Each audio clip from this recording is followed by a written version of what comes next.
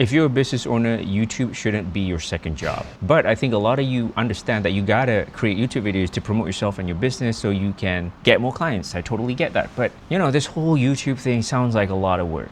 Because if you think about it, you gotta speak on video like how I am right now. You gotta edit the damn thing. You probably have to deal with being judged and heckled online. And maybe your competitor is gonna ridicule you, or your former boss is gonna be like, haha, look at him. And you know, that can be judged. And the whole thing seems like a giant pain in the ass. And I get it, man. So for the past 5 years, I've been making videos the hard way, the content creator way, which doesn't really work for business owners. And it's not really my fault, because if you look around, just Google on YouTube or wherever, everybody's teaching how to do content, but they all teaching you how to be this content creator, right? Like, oh, try to go viral all the time. But as a business owner, like, you need some visibility, but not to go viral, because when you're trying to sell your expertise, it's usually a very niche thing, right? Your niche thing doesn't belong in a mass market audience. So going viral doesn't really help you. Maybe it would hurt you even more, because now you're attracting audiences that doesn't really want to buy your stuff. So here's a little tip for you if you want to make YouTube easy and not make it as like a second job, right?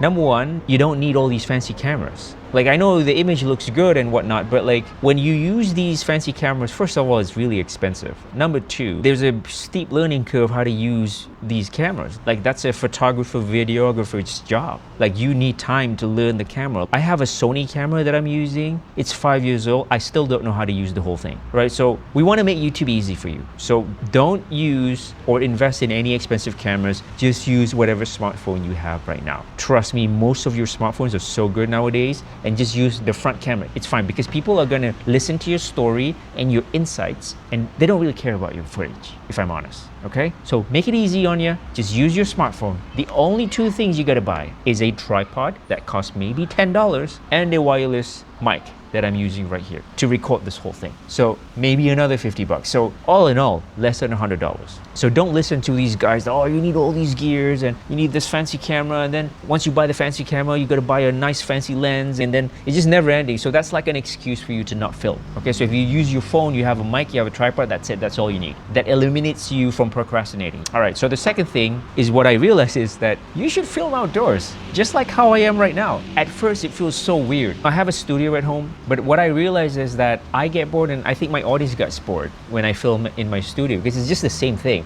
And then when I edit the thing, I have to like put B-rolls on to make it interesting, or else people are not gonna watch the whole 10 minutes. But if you film outdoors, it's automatically interesting. And let's say within your videos, there's a bunch of points, right? And for each point, you can just move your camera on this side like that, and all of a sudden it looks different. So you don't even have to figure out what B-roll to put in. And I feel that that's an amazing hack. Okay, so tip number 3 is when you make videos like this, you're actually teaching your audience something, right? And it's very easy for you to go into teacher mode or lecture mode, but that doesn't really resonate with your target audience, because most people who are gonna watch your video, they're new to you. They haven't seen you before. So if you go straight up lecturing them, they wouldn't like you. And the whole point of video is to make strangers like you. So they would, you know, check out your website and maybe book a call with you. So if you wanna make people, like you just met somebody at a party, would you go full on blast, like teaching them what you're doing? No, right? You would talk to them like a friend. You gotta make videos teaching people stuff, but you gotta put your mindset, all right, if my friend, we met at a cafe, he asked me how to do this thing that I'm really good at, how would I go about it and teach him that? So that's the vibe that you're looking for, right? Okay, for guys, I got another one. So let's say you're at a party, you see this chick, she's kind of interesting looking, and then she asks you like, oh, help me, what do you do for, you know, for a living? Would you go tell her like, oh, I help B2B business, whatever? Like, she would lose interest to you, and she'll probably walk away and ignore you for the rest of the party. You don't want that, correct? So how would you approach talking to this lady, introducing yourself without her walking away? I think that's a really great way to think about the vibe that you want when you make these types of videos that actually pulls in clients. So if you want to know how to make your first authority video that gets you clients, I have a free video template linked down below. And if you want to see how to use that template for your very specific situation, I'm running a workshop where I'm going to help a bunch of business owners get started with video. Make very simple video with their phone. More info in the description below. My name's Helmi. Good luck in your video content journey.